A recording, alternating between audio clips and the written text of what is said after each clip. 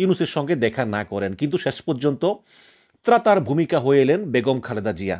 তিনি বলেছেন যে ডক্টর ইউনূসের বিরুদ্ধচারণ করা যাবে না। আমি খবরের কাগজ থেকে পড়ি, খবরের কাগজের একটা খবর আপনাদেরকে স্ক্রিনশট দেখাই। সেখানে লিখেছেন যে খালেদা জিয়া নির্দেশনায় প্রধান উপদেষ্টার বিষয়ে বিএনপির অবস্থান বদল। অন্তর্বর্তীকালীন সরকারের প্রধান উপদেষ্টা ডক্টর মোহাম্মদ ইউনূসের বিষয়ে কঠোর অবস্থান নিলেও দলের চেয়ারপারসন বেগম খালেদা জিয়ার হস্তক্ষেপে সে অবস্থান থেকে সরে আসে বিএনপি। এবং তিনি তার নেতাদের অনেকটা ধমকে সরে বলেন, আপনারা সরকারের সাথে সংঘাতে যাবেন না, কোনো বড় বিরোধে যাবেন না, কারণ এতে বিএনপির একচুরও লাভ হবে না। বেগম জিয়া তার সিনিয়র নেতাদের স্মরণ করিয়ে দিয়ে বলেন, গত 16 বছর আওয়ামী লীগ আমাদের সাথে কি আচরণ করেছে। একটা সুষ্ঠু নির্বাচনের ডক্টর মোহাম্মদ ইউনূস লন্ডনে গিয়েছেন, তো লন্ডনে তার সাথে তারেক রহমানের সাথে বৈঠক হওয়ার কথা রয়েছে। এখন তারেক রহমান এই বৈঠক করবেন কিনা বা তারেক রহমানকে এই সময় দিবেন কিনা ডক্টর মোহাম্মদ ইউনূস, নাকি তারেক রহমান লন্ডনে ডক্টর ইউনূসকে সময় দিবেন না, সেটা নিয়ে আলোচনা শুরু হয়েছে। আর এই বৈঠকটি যদি হয়, এই বৈঠকে কি আলোচনা হতে পারে? ডক্টর ইউনূসকে কি নির্বাচন ডিসেম্বরে দেওয়ার জন্য তারেক রহমান চাপ দিবেন, নাকি ডক্টর ইউনূস তারেক রহমানকে বুঝাবেন জুনে নির্বাচনের জন্য? দর্শক, আমরা তারেক রহমান এবং ডক্টর ইউনূসের বৈঠক হওয়া নিয়ে কি আলোচনা হতে পারে এই বিষয় নিয়ে একটি আলোচনা শুরু। শুভেচ্ছা জানাচ্ছি মাসুম মাহবুব। অবশেষে খালেদা জিয়ার খুব কঠিন একটি কৌশলী চালের কাছে পরাজিত হলো ভারত। সঙ্গে সঙ্গে হতাশ হয়ে গেল আওয়ামী লীগ শিবির, পাশাপাশি বিএনপির ভেতরে যারা ভারতের প্রেসক্রিপশনে চলছিল সেই সমর্থিত গ্রুপটি। খালেদা জিয়া এই বয়সে এসে শেষ সময় কি চালটি দিলেন, আর সেই চালে এতগুলো পক্ষ একসাথে ধরাশয়ী হলো কি করে, পুরো ভিডিওতে জানাবো সেই বিষয়ে। প্রিয় দর্শক, আগামী 13 জুন শুক্রবার লন্ডনে তারেক রহমানের সাথে বৈঠক হচ্ছে বাংলাদেশের অন্তর্বর্তীকালীন সরকারের প্রধান প্রফেসর ডক্টর ইউনূসের সাথে। কিন্তু এই বৈঠকটি যাতে না হয় তার সব রকম চেষ্টা করেছিল ওপার। পাশাপাশি বিএনপির ভেতরে থাকা ওপারের প্রেসক্রিপশনে যে গ্রুপটি চলছে তারাও বিভিন্নভাবে চেষ্টা করেছিল যাতে তারেক রহমানের সাথে এই বৈঠকটি না হয়। কিন্তু আসলে ঘটলটা কি, যার কারণে এই সিদ্ধান্তের পরিবর্তন হলো? আপনারা জানেন 7 জুন বেগম খালেদা জিয়ার সাথে স্থায়ী কমিটির বেশ কজন সিনিয়র নেতা দেখা করতে চান। এই সময় বেগম জিয়া তার সিনিয়র নেতাদের দেশের সার্বিক অবস্থার বর্ণনা জানতে চান তাদের কাছ থেকে। তখন বেশ কজন সিনিয়র নেতা বেগম খালেদা জিয়াকে বলেন যে ইউনূস সাহেব নির্বাচনের দিকে হাঁটতে চাইছেন না, তিনি নির্বাচন দিতে চাইছেন না, তিনি অন্য কোনো পরিকল্পনা আছেন। তো একে একে বেশ কজন নেতা খালেদা জিয়াকে প্রফেসর ইউনূস সম্পর্কে তাদের বক্তব্য তুলে ধরেন। তখন খালেদা জিয়া বলেন, প্রফেসর ইউনূসকে আমি যতটুকু চিনি তিনি সঠিক সময় নির্বাচন দেবেন এবং তিনি যে কথা দিয়েছেন জাতিকে সেই কথা রাখার চেষ্টা করবেন। এবং তিনি তার নেতাদের অনেকটা ধমকে সরে বলেন, আপনারা সরকারের সাথে সংঘাতে যাবেন না, কোনো বড় বিরোধে যাবেন না, কারণ এতে বিএনপির একচুরও লাভ হবে না। বেগম জিয়া তার সিনিয়র নেতাদের স্মরণ করিয়ে দিয়ে বলেন, গত 16 বছর আওয়ামী লীগ আমাদের সাথে কি আচরণ করেছে। একটা সুষ্ঠু নির্বাচনের দাবি করে আমরা আদায় করতে পারিনি। আমার নেতারা আওয়ামী লীগকে বাধ্য করতে পারেনি একটি সুষ্ঠু নির্বাচনে। এত গুম খুন ক্রসফায়ার, তারপরও সরকারকে টলাতে পারেনি এই দল কিংবা বিরোধী দল। আজ সেই বিরোধী জোটের অর্থাৎ সকল জোটের কথা বলছেন, তাদের আন্দোলনে এত ত্যাগের বিনিময় প্রফেসর ইউনূস এখন অন্তর্বর্তীকালীন সরকার।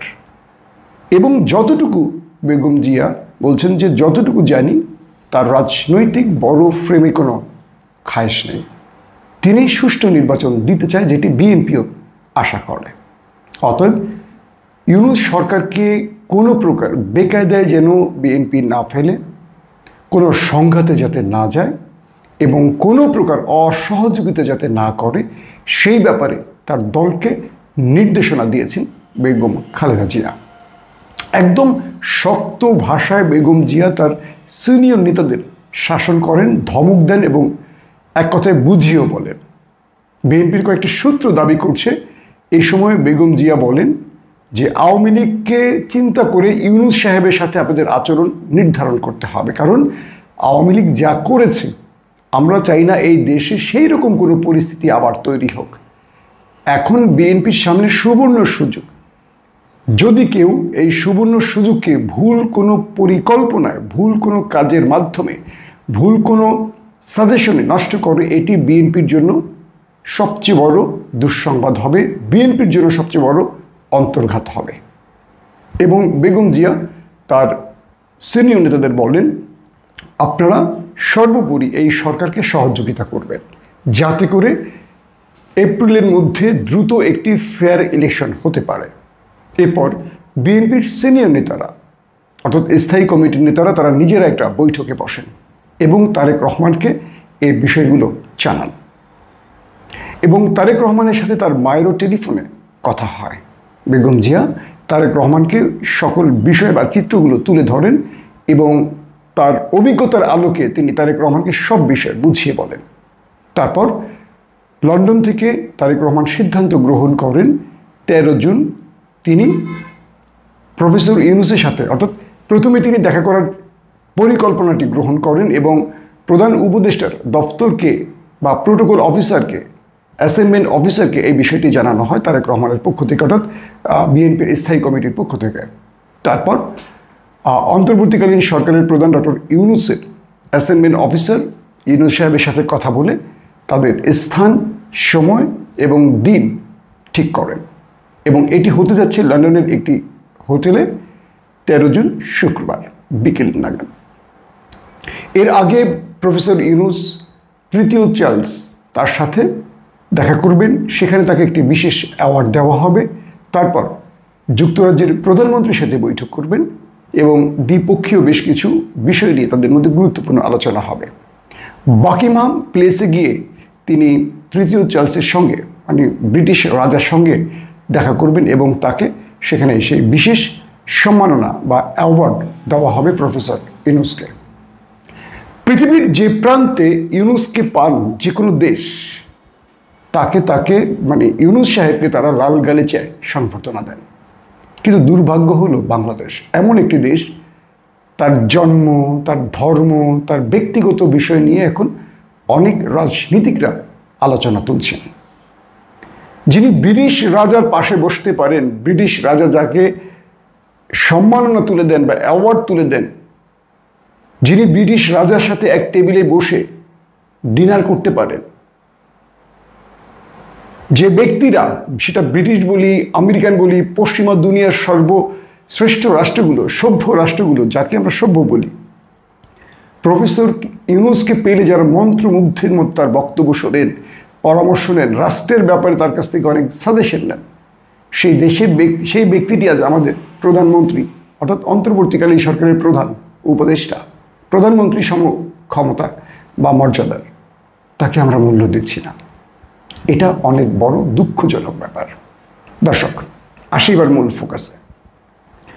ভারতের গ্রুপটি চেয়েছিল তারেক রহমানের সাথে যাতে প্রফেসর ইউনূসের বৈঠকটি না হয়, তাই আওয়ামী লীগ এবং ভারত দুটো রাজনৈতিক চাল দিয়েছিল। এক, প্রথমে শেখ রেহানার কন্যা টিউলিপ সিদ্দিকীকে দিয়ে প্রফেসর ইউনূসকে দেখা করার আহ্বানে একটি অনুমতি চাওয়া হলো, অর্থাৎ তিনি লন্ডন সফর থাকাকালীন টিউলিপ সিদ্দিকী প্রফেসর ইউনূসের সাথে দেখা করবেন। প্রফেসর ইউনূস যদি টিউলিপকে দেখা না দেন তবে তারেক রহমানকেও দেবেন না। বিষয়টি এখানে একটি দেয়াল তৈরির জন্য এই পরিকল্পনা গ্রহণ করা হয়েছে, যাতে করে টিউলিপকে না করলেও তারেককেও না করা যায়। দ্বিতীয়ত, আওয়ামী লীগ এবং ভারতের দ্বিতীয় চেষ্টা ছিল যে বিএনপির ভেতরে যে গ্রুপটি ওপারের প্রেসক্রিপশন নেয় বলে অভিযোগ রয়েছে, অভিযোগের কথা বলছি, তারা তারেক রহমানকে বোঝাবার চেষ্টা করেছেন, খালেদা জিয়াকে বোঝাবার চেষ্টা করেছিলেন যে তারেক রহমানের সাথে এই সাক্ষাৎটি যেন না হয়, কারণ বিএনপির ঘোষিত টার্গেট ডিসেম্বরের নির্বাচন ইউনূস সাহেব দিচ্ছেন না এবং বিএনপিকে মাইনাস করে তিনি এনসিপিকে ক্ষমতা আনতে চাইছেন। এরকম নানান আজগুবি গল্প কাহিনী সেই গ্রুপটি বেগম জিয়া এবং তারেক রহমানকে বোঝাচ্ছিলেন, ইউনূস সম্পর্কে একটা নেতিবাচক ধারণা তুলে দিচ্ছিলেন। বেগম জিয়ার রাজনৈতিক প্রজ্ঞার কাছে সেই হাইব্রিডগুলো অথবা ওপারের প্রেসক্রিপশনধারীরা ব্যর্থ হয়েছেন। এবং খালেদা জিয়া এই বয়সে এসে এত চমৎকার করে সেই নেতাদেরকে বোল্ড আউট করে দিলেন, যাতে হঠাৎ করে সিদ্ধান্ত পাল্টে গেল বিএনপির। আমি এটুকু বিশ্বাস করি, বেগম জিয়া যদি এখন রাজনীতির মাঠে সরব থাকতেন, আজকের এই ক্রুশিয়াল সিচুয়েশন তৈরি হতো না। প্রফেসর ইউনূস অনেক চমৎকারভাবে কাজ করতে পারতেন। এখন অনেকেই আছে যারা দ্রুত নির্বাচন চাইছে বা যারা মনে করছে প্রফেসর ইউনূস তাদের জন্য ডিস্টার্ব, তারা সহযোগিতা করছে না যাতে ইউনূস ব্যর্থ হয়। অনেকে চেষ্টা করছে, অনেক রাজনৈতিক, শুধু বিএনপির কথা বলবো না, অনেক দল চেষ্টা করছে। কিন্তু বেগম জিয়া যদি রাজনীতির মাঠে সরব থাকতেন বা তারেক রহমান যদি দেশে থাকতেন, পুরো পরিস্থিতিগুলো তিনি নিজ চোখে দেখতেন বা ইউনূসের সাথে সরাসরি কথা বলতেন, আমার মনে হয় আজকের এই সিচুয়েশন তৈরি হতো না। আমরা যারা গণমাধ্যম কর্মী, সাংবাদিকতা করি, আমরা যখন বিএনপির কোনো ছোটোখাটো বিষয়গুলো সমালোচনা করি, অনেকেই আমাদেরকে ট্যাগ দেন, ভাই আপনি তো অমুক দলের, আপনি তো তমুক দলের, আপনি তো অমুকের বিরুদ্ধে কথা বলেন। তারা মনে করেন যে আমরা তাদের মতো দলীয় কর্মী। দল ভুল করুক, সঠিক করুক, ভালো করুক, মন্দ করুক, চোখ বন্ধ করে আমরা সাপোর্ট দিব। ভাই, এই কাজটি আওয়ামী লীগের সাথে হয়েছিল বলে আওয়ামী লীগ আজ পলাতক একটি দল। হাসিনা একটি পলাতক আসামিতে দাঁড়িয়ে তার পরিচয় তৈরি হয়েছে, পলাতক আসামি। তো বিএনপিকে তো আমরা সে জায়গায় দেখতে চাই না। বিএনপির যে ভুলগুলো, যত বড় নেতাই হোক, আমরাও তো দেশের সাংবাদিকতা করি, আমরাও রাজনীতির খোঁজখবর রাখি, আমাদের কাছে অনেক রকম তথ্য থাকে। আমরা সবসময় চেষ্টা করি এই বিষয়গুলো তুলে ধরতে। একটি দল যখন সঠিক পথে হাঁটবে, দেশটা সঠিক পথে হাঁটবে, এটা কিন্তু একদম নির্দ্বিধায় বলতে পারি। আওয়ামী লীগ ভুল পথে হেঁটেছে বলে 16 বছর বাংলাদেশ অনেক পিছিয়ে গেছে। আগামীতে বিএনপি সঠিক পথে হাঁটলে এই দেশ আবার এগিয়ে যাবে। এই দেশকে তখন কাল্পনিক সিঙ্গাপুর, অস্ট্রেলিয়া, মালয়েশিয়া, আমেরিকা বলতে হবে না, এই দেশ সেই রকম একটি দেশ হয়ে দাঁড়াবে। তো এখন যেটি হলো, ভারত এবং আওয়ামী লীগের চেষ্টা ছিল ইউনূসের সাথে তারেক রহমানের দেখাটা যেন না হয়। দ্বিতীয়ত, ডিসেম্বরের আগে জুন জুলাইয়ের পর থেকে যেন বিএনপি ইউনূস বিরোধী আন্দোলনে যায়। এটি ভারতের একেবারে সর্ববৃহৎ পরিকল্পনার একটি অংশ। আমাদের কাছে যে তথ্যগুলো আসে এজেন্সি, তারাই বলছে জুন জুলাইয়ের পর থেকে বিএনপি মাঠে নামবে একটা অ্যাগ্রেসিভ আন্দোলনের জন্য, যাতে করে হয় সরকারের পতন হয় অথবা এই সরকার ডিসেম্বরের আগে নির্বাচন দিতে বাধ্য হয়। কিন্তু বেগম জিয়ার এই সিদ্ধান্ত আওয়ামী লীগ এবং ভারতকে হতাশ করে দিয়েছে। কারণ বেগম জিয়া সরাসরি বলেছে ইউনূসের সাথে, এই সরকারের সাথে সংঘাতে না যেতে বিএনপিকে, এবং তিনি বলেছেন সব রকম সহযোগিতা করতে, এবং বলেছেন যদি বিএনপি এই সরকারের সাথে সংঘাতে যায় পুরোটা লস হবে বিএনপির। এই কথাগুলো এতদিন আমরা বলে বিভিন্ন রাজনৈতিক দলের ট্যাগ খেয়েছিলাম। আজকে বিএনপির নেত্রী এই কথা বলেছেন। আমরা বেগম জিয়াকে দেখেছি, জেনেছি, তার চিন্তাটাকে বুঝি। আমাদের রাজনৈতিক চিন্তাটা বা দেশ নিয়ে আমাদের ভাবনাটা বেগম জিয়ার থেকে শেখানো। তিনি আমাদের গুরু, তিনি তার রাষ্ট্র পরিকল্পনা, রাষ্ট্র চিন্তা, তাকে আপনারা হয়তো বিএনপির 100 জন কর্মীর মধ্যে, 100 জন নেতার মধ্যে 99 জন বেগম খালেদা জিয়ার বক্তব্য কখনো মন দিয়ে শোনেন না। আমরা শুনি, আমরা তারেক রহমানের বক্তব্য শুনি বলে তাদের চিন্তাটাকে আমরা বুঝি, কিন্তু তাদেরকে যারা মিসগাইড করছেন তাদেরকেও আমরা শুনি। যার কারণে আমরা একটা বিষয় বুঝতে পারি আসলে রাষ্ট্রকে কে কোন দিকে নিতে চায়। তারেক রহমানের সাথে কালকে রাতে যে কথাগুলি বলেছিলাম, তারেক রহমানের সাথে যদি প্রফেসর ইউনূসের এই বৈঠকটি হয়ে যায়, প্রফেসর ইউনূস তারেক রহমানকে বিশদ বিবরণগুলো তুলে ধরতে পারবেন, তার টার্গেট বলতে পারবেন যে তিনি আসলে কি করতে চান। এতদিন ধরে যারা বুঝিয়েছে ইউনূস নির্বাচন দেবেন না, এনসিপিকে ক্ষমতায় আনবেন, জামাতকে ক্ষমতায় আনবে, তারেক রহমান আর প্রফেসর ইউনূসের এই সরাসরি বৈঠকটি বলে দেবে ইউনূস কি চাইছেন, তারেক রহমান কি চাইছেন, এবং তারেক রহমান তার বক্তব্যগুলো তুলে ধরতে পারবেন, যাতে করে এই বিএনপি এবং প্রফেসর ইউনূস সরকারের মধ্যে সকল দূরত্ব কেটে যাওয়ার সুযোগ তৈরি হয়েছে। এবার লন্ডনের কয়েকটি সূত্র আমাকে বলেছে তারেক রহমানের এই বৈঠকে তারেক রহমানের সঙ্গে আর কাউকে হয়তোবা রাখা হবে না, এখন পর্যন্ত যেটুকু জেনেছি। যেখানে তারা বসবেন, সবাই বাইরে অবস্থান করবেন, এই দুই ব্যক্তি নিজেরা আলোচনা করবেন এবং নিজেরা নিজেদের বক্তব্য তুলে ধরবেন এবং আগামী দিনের নির্বাচন পরিকল্পনা, road map, everything Tarique Rahman তার বক্তব্য তুলে ধরবেন, ইউনূস সাহেব তার বক্তব্য তুলে ধরবেন।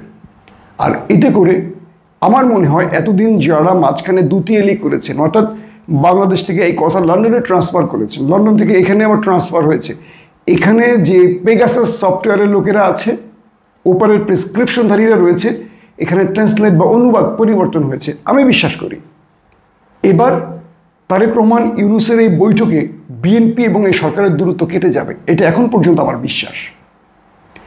তার মানে বাংলাদেশ একটা সঠিক পথে এগুবার সহজ পথ খুঁজে পাচ্ছে।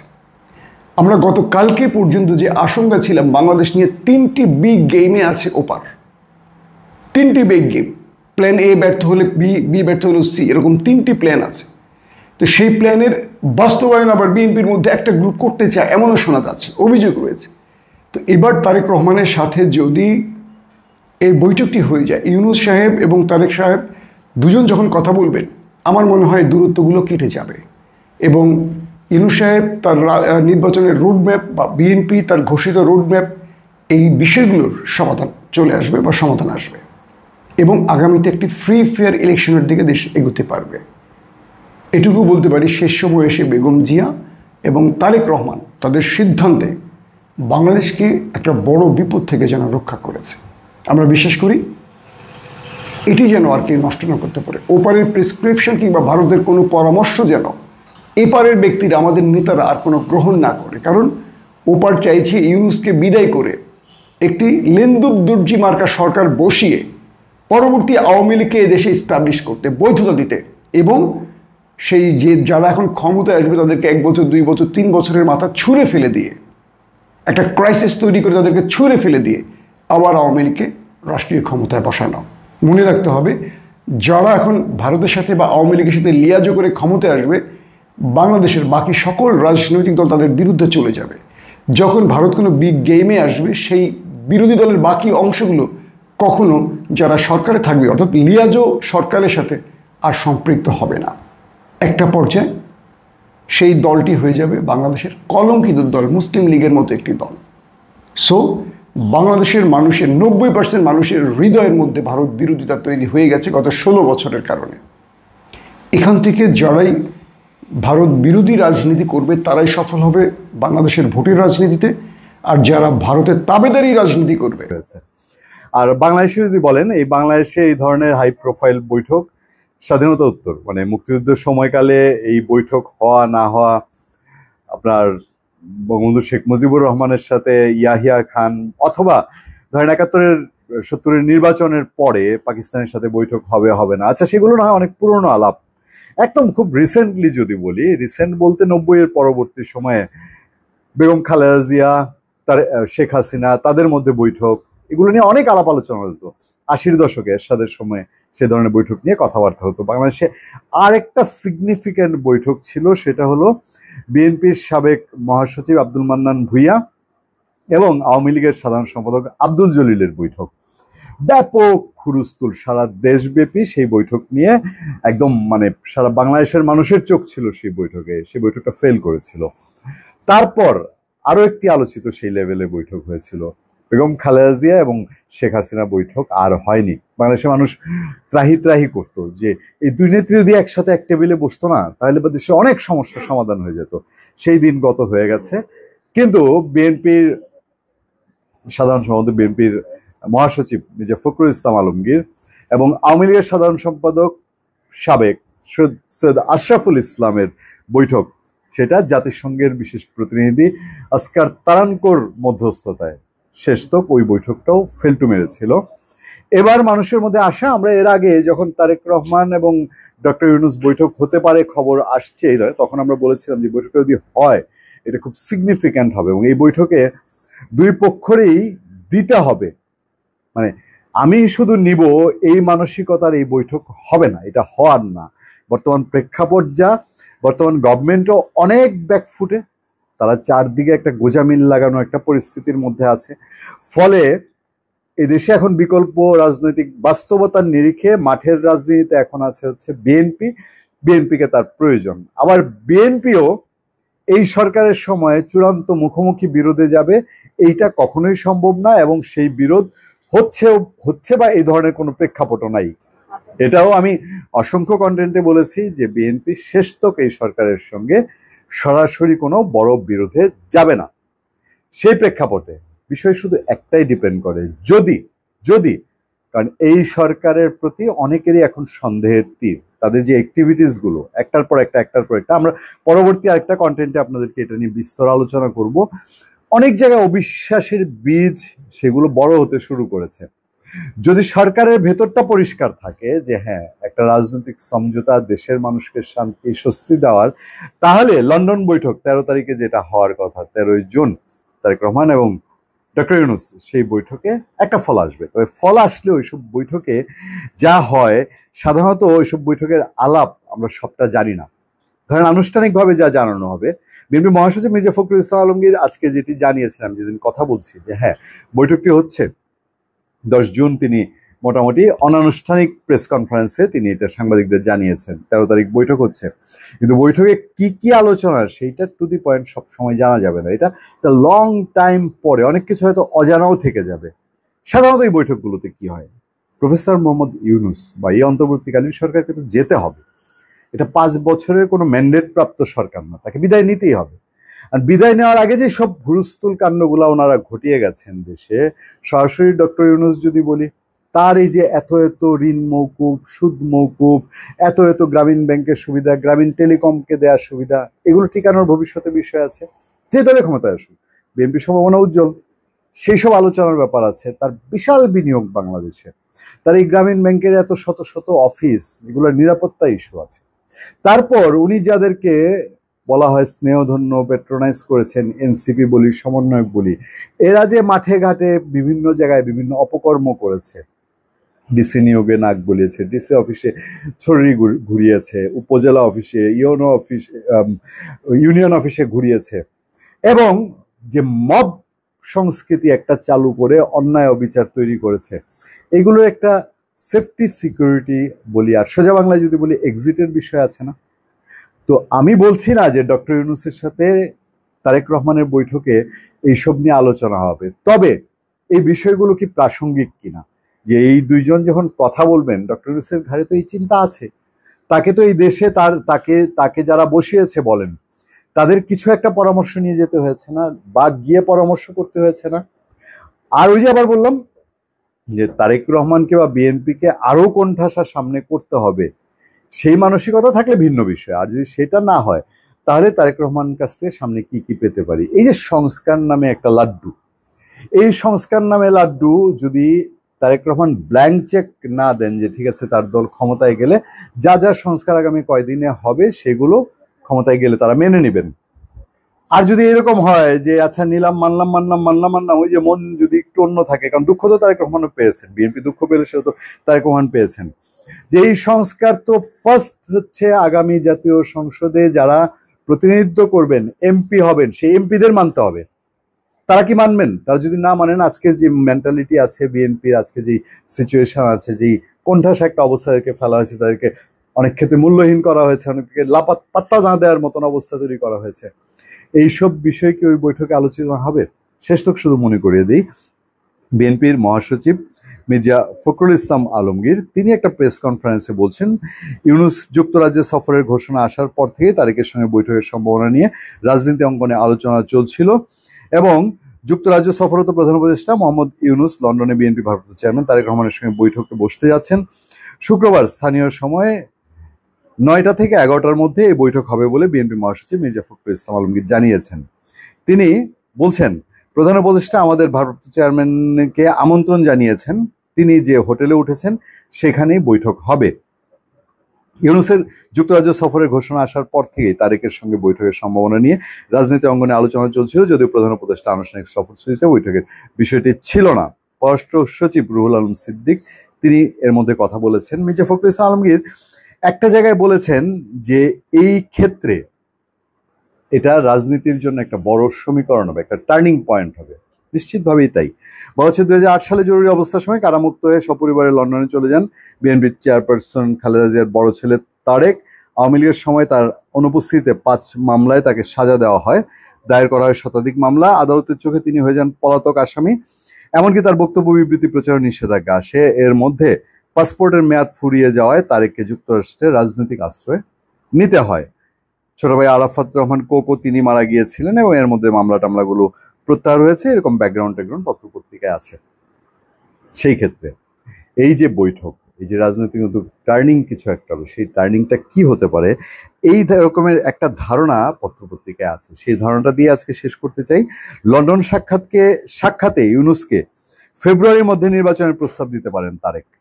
সেটা কেমন? পত্রপত্রিকার রিপোর্ট, সেটা আমি একটুখানি আমার চোখে পড়েছে, আমার মনে হলো যে এটা শেয়ার করা দরকার, হলেও হতে পারে। ওই যে বলছি, দুপক্ষকেই কিছু ছাড় দিতে হবে। বাংলাদেশে অন্তর্বর্তী সরকারের প্রধান উপদেষ্টা মোহাম্মদ ইউনূসের সঙ্গে দেখা করবেন বিএনপি ভারপ্রাপ্ত চেয়ারম্যান 13 জুন। বৈঠক সূত্র বলছে আগামী বছরের এপ্রিলের প্রথমার্ধে জাতীয় নির্বাচন অনুষ্ঠানের সরাসরি ঘোষণা নিয়ে স্থায়ী কমিটির বৈঠকে বিস্তারিত আলোচনা হয়। সেখানে সিদ্ধান্ত হয় প্রধান উপদেষ্টা লন্ডন সফরকালে তার সঙ্গে দেখা করবেন তারেক রহমান। তারা বৈঠকের সূত্র নাম প্রকাশ না করার সাথে সাক্ষাৎকালে জাতীয় নির্বাচন উপযোগী সময় নিয়ে বিএনপির পক্ষ থেকে প্রস্তাব উত্থাপন করবেন তারেক। এর সময়টা আগামী বছরের ফেব্রুয়ারি পর্যন্ত হতে পারে, মানে রোজার আগে নির্বাচন। বিএনপি যেগুলো বলছে, তার যারা সাথে সহদল আছে তারা যেটা বলছে যে রোজার মধ্যে ক্যাম্পিং করে রোজার পরে নির্বাচনটা জটিল। দেখা যাক, সবকিছু এখনো ভাসমান একটা অবস্থা। বৈঠকের পর নিশ্চয়ই একটা কনক্রিট সূত্রে জানা যাবে। আমরা যারা আপনারা যারা আমাদের পূর্ণিয়ার খোঁজ এবং পূর্ণিয়ার ভিউ ইউটিউব এবং ফেসবুক পেজের ফলোয়ার আছেন, তাদেরকে আমরা বলতে পারি যে লন্ডনে বিএনপির যারা পলিটিক্স করেন দীর্ঘ বছর ধরে, তাদের সাথে দীর্ঘ সময় আমাদের নানানভাবে আমাদের সাংবাদিকতার পেশাদারিত্বের প্রয়োজনে আমরা কথাবার্তা বলে খোঁজ। কিছুক্ষণের মধ্যে তিনি হোটেলে পৌঁছাবেন এবং হোটেলে পৌঁছে তিনি হোটেল লবিতে একাধিক বৈঠক করবেন জানা গিয়েছে। এবং তিনি, আপনারা ইতিমধ্যেই জানেন যে সফরের শেষ দিন মানে শুক্রবার 13 জুন তিনি একটি হোটেলে বিএনপির ভারপ্রাপ্ত চেয়ারপারসন তারেক রহমানের সঙ্গে তিনি একটা বৈঠক করবেন এবং সেই বৈঠক হতে পারে সুদূর প্রসারী এবং সেই বৈঠক নিয়ে আমাদের দেশবাসী অনেক আশাবাদী, এটা জানিয়েছেন মির্জা ফখরুল ইসলাম আলমগীর। এবং দর্শক, শুরুতেই অনেকেই কিন্তু তারেক রহমানকে পরামর্শ দিয়েছিলেন যে যেহেতু আপনার কোনো কথাই সরকার রাখে না, আপনারা নির্বাচন চান ডিসেম্বরে, ইউনূস চায় এপ্রিলে, সুতরাং আপনার ডক্টর ইউনূসের সঙ্গে দেখা করার কোনো যৌক্তিকতা নাই। কিন্তু অনেকেই মতামত দিয়েছিলেন, বিএনপির যে স্থায়ী কমিটির সদস্যরা সহ বিএনপির অনেক নেতাকর্মীরা পরামর্শ দিয়েছিলেন যাতে ইউনূসের সঙ্গে দেখা না করেন। কিন্তু শেষ পর্যন্ত ত্রাতার ভূমিকা হয়ে এলেন বেগম খালেদা জিয়া।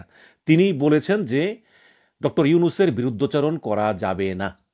আমি খবরের কাগজ থেকে পড়ি, খবরের কাগজের একটা খবর আপনাদেরকে স্ক্রিনশট দেখাই। সেখানে লিখেছেন যে খালেদা জিয়া নির্দেশনায় প্রধান উপদেষ্টার বিষয়ে বিএনপির অবস্থান বদল। অন্তর্বর্তীকালীন সরকারের প্রধান উপদেষ্টা ডক্টর মোহাম্মদ ইউনূসের বিষয়ে কঠোর অবস্থান নিলেও দলের চেয়ারপারসন বেগম খালেদা জিয়ার হস্তক্ষেপে সে অবস্থান থেকে সরে আসে বিএনপি। জানা গেছে খালেদা জিয়া ইউনূসের নেতৃত্বাধীন সরকারের বিরুদ্ধে সংঘাতে না যাওয়ার জন্য দলটির সিনিয়র নেতাদের পরামর্শ দিয়েছেন। গত শনিবার ঈদের দিন রাতে স্থায়ী কমিটির সদস্যসহ সিনিয়র নেতারা বেগম জিয়াকে ঈদের শুভেচ্ছা জানাতে গেলে বেগম জিয়া এই পরামর্শ দেন। বেগম জিয়া নেতাদের বলেন, সরকারের সঙ্গে সংঘাতে গেলে বিএনপির কোনো লাভ নাই। মানে এই জিনিসটা বিএনপি নেতারা বোঝে না। বেগম জিয়া কি বলেছেন? সরকারের সঙ্গে সংঘাতে গেলে বিএনপির কোনো লাভ নাই। যেটা বেগম জিয়া বোঝেন সেটা এরা বোঝে না। এই যে আজকে বিএনপির সিনিয়র নেতা কায়কোবাদ, সে বলল যে এই সরকারের বিচার করতে হবে, বিএনপি ক্ষমতা গেলে নাকি সরকারের বিচার করবে। মানে কি বিচার করবে? এই যেই তোমাদের মামলা টামলা উড়িয়ে দিচ্ছে, তোভাবে ঘুরতে পারতেছ, এই জন্য বিচার হবে? কি বলবো আর এগুলি। নির্ভরযোগ্য সূত্রের দাবি যে বিএনপি চেয়ারপারসনের এই পরামর্শের পর সোমবার 9 জুন রাতে স্থায়ী কমিটির বৈঠক ডাকা হয় এবং এই বৈঠকে খালেদা জিয়ার মতামতের উপর বিশদ আলোচনা করা হয়। এই বিষয়ে আলোচনার পর কঠোর অবস্থান থেকে সরে আসার পাশাপাশি ডক্টর ইউনূসের সঙ্গে ভারপ্রাপ্ত চেয়ারম্যান তারেক রহমানের বৈঠকের বিষয়টি নিয়ে আলোচনা হয় এবং মঙ্গলবার 10 জুন সংবাদ সম্মেলনের মাধ্যমে বৈঠকের বিষয়টি জানানো হবে। সূত্র জানায়, লন্ডনে আগামী শুক্রবার 13 জুন ডক্টর ইউনূসের সঙ্গে তারেক রহমানের প্রায় 2 ঘণ্টাব্যাপী বৈঠক হওয়ার কথা রয়েছে। লন্ডনের ডরচেস্টার হোটেলে এই বৈঠক অনুষ্ঠিত হবে। প্রধান উপদেষ্টা দপ্তর থেকে এই বৈঠকটি নির্ধারণ করা হয়। ঈদের আগের দিন 6 জুন সন্ধ্যায় জাতির উদ্দেশ্যে প্রধান উপদেষ্টা বলেছেন যে জাতীয় সংসদ নির্বাচন আগামী বছরের এপ্রিল মাসের প্রথমার্ধের যে কোনো দিন অনুষ্ঠিত হবে এরপর পরই ওই রাতে স্থায়ী কমিটির বৈঠক ডেকে আলোচনার পর কড়া প্রতিক্রিয়া ব্যক্ত করে বিএনপি। দলটি বলেছে যে এপ্রিলের প্রথমার্ধে নির্বাচন হলে আবহাওয়া সংকট থাকবে, রমজানের মধ্যে নির্বাচনী প্রচারণা ব্যাহত হবে এবং কার্যক্রম বিঘ্নিত হতে পারে, যা নির্বাচনকে পিছিয়ে দেওয়ার আরেকটা কারণ বলে বিবেচিত হতে পারে। তাছাড়া ডিসেম্বরের মধ্যে নির্বাচন অনুষ্ঠান কেন নয়, এই বিষয়ে সুনির্দিষ্ট কোনো কারণ প্রধান উপদেষ্টা তার ভাষণে উল্লেখ করেননি। এরপর রাজনৈতিক অঙ্গনে পক্ষে বিপক্ষে নানা আলোচনা সমালোচনা হয়। এই পরিস্থিতির মধ্যে সরকার সংশ্লিষ্টদের সঙ্গে দফায় দফায় আলোচনার মাধ্যমে লন্ডনে ইউনূসের সঙ্গে তারেক রহমানের বৈঠকের বিষয়ে সিদ্ধান্ত হয় এবং তারেক রহমানও এই বৈঠকের বিষয়ে সম্মতি জানায়।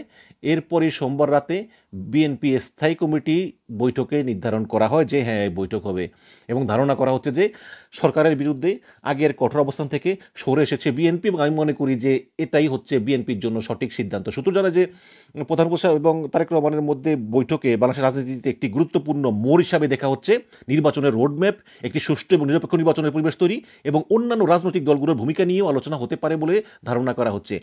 এবং নির্বাচনের আগে প্রধান উপদেষ্টা ডক্টর ইউনূস এবং বিরোধী দলের একজন শীর্ষ নেতার মধ্যে এই ধরনের উচ্চ পর্যায়ের আলোচনা দেশের রাজনৈতিক ভবিষ্যৎ নিয়ে নতুন জল্পনা কল্পনা জন্ম দিয়েছে এবং এই আলোচনার ফলাফল দেশের রাজনৈতিক অস্থিরতা কমাতে এবং একটি গ্রহণযোগ্য নির্বাচনের পথ প্রশস্ত করতে সহায়ক হবে কিনা তা এখন দেখার বিষয়। আপনারা জানেন যে রাজা চার্লসের কাছ থেকে কিং চার্লস হারমোনি অ্যাওয়ার্ড তিনি নেবেন, ব্রিটিশ প্রধানমন্ত্রী কিয়ার স্টারমারের সঙ্গে বৈঠক করবেন এবং পাশাপাশি প্রধান উপদেষ্টা যুক্তরাজ্যের নীতি গবেষণা প্রতিষ্ঠান চেতাম হাউসে আয়োজিত এক সংলাপেও তিনি অংশ নেবেন এবং এই সংলাপে অংশ নিয়ে তিনি 14ই জুন তার দেশে ফেরার কথা রয়েছে। তার মানে একদম সফরের শেষ দিকেই তিনি বৈঠক করবেন এবং আপনারা জানেন যে এমিরেটস এয়ারলাইন্সের একটি ফ্লাইটে তিনি এইমাত্র হিথ্রো বিমানবন্দরে পৌঁছেছেন এবং তাকে স্বাগত জানিয়েছেন যুক্তরাজ্যে নিযুক্ত বাংলাদেশি হাইকমিশনার আবিদা ইসলাম এবং ব্রিটিশ রাজার প্রতিনিধিরাও সেখানে ছিলেন। এটা লন্ডনে বাংলাদেশের হাইকমিশনারে নিযুক্ত প্রেস মিনিস্টার আকবর হোসেন এটা জানিয়েছেন এবং আজকে তিনি লবিতেই বেশ কয়েকটি বৈঠক করবেন এবং বিমানবন্দর থেকে সেন্ট্রাল লন্ডন হোটেলে পৌঁছে তিনি নাস্তা রাস্তা সেরেই বেশ কয়েকটি বৈঠকের সূচি রয়েছে। তার মধ্যে আজকেই তার সঙ্গে দেখা করবেন অল পার্লামেন্টারি গ্রুপের সদস্যরা। এই গ্রুপের সদস্য চেয়ারম্যান হচ্ছে আফসানা বেগম। আফসানা বেগম একজন বাংলাদেশি বংশোদ্ভূত ব্রিটিশ এমপি এবং এই মহিলা কিন্তু খুবই ফ্যাসিবাদ বিরোধী আন্দোলনে আমাদেরকে সহায়তা দিয়েছেন একজন ব্রিটিশ এমপি হয়ে। কিন্তু আমরা যে সহায়তা শেখ হাসিনার ভাগ্নি তো নিজেই এমপি, সে তো আর সহায়তা করবে না খালার বিরুদ্ধে, কিন্তু আরেকজন আছে রুশনার আলী, তার কাছ থেকে আমরা পাইনি। তো আমরা ওনার কাছ থেকে পেয়েছি আফসানা বেগম। আফসানা বেগমকে ধন্যবাদ। এই আর কি। তো এখন প্রধান উপদেষ্টা প্রেস সচিব শফিকুল ইসলাম তিনি মঙ্গলবার লন্ডনে প্রেস ব্রিফিং করতে পারেন। আসলে এই হচ্ছে ঘটনা। তো যাই হোক, শেষ পর্যন্ত বেগম জিয়া আরেকবার বিএনপিকে একটা সঠিক উপদেশ দিলেন এবং সেই উপদেশটা যদি বিএনপি রাখে, যদিও বিএনপি অলরেডি রাখা শুরু করেছে কারণ তারেক রহমানের সঙ্গে ডক্টর ইউনূসের বৈঠকটা হয়েছে, এটা একটা ভালো দিক। কিন্তু বিএনপি যে আন্দোলনের নামে ঘোষণা দিয়েছে ডিসেম্বরে নির্বাচন। দর্শক আলোচনা শুনে বুঝতে পেরেছেন যে বৈঠকটা আসলে কি হতে পারে।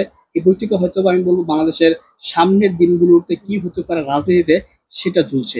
তাদের এই বৈঠক যদি ফলস্বরূপ হয় বাংলাদেশের ভবিষ্যৎ ভালো হবে। তাদের এই বৈঠক যদি ফলস্বরূপ না হয়, তাদের বৈঠক যদি কোনো সিদ্ধান্ত না পৌঁছায়, তাহলে হয়তো বাংলাদেশের আগামীর রাজনীতি হবে খুবই ভয়াবহ এবং দেশ গৃহযুদ্ধের দিকে চলে যাবে।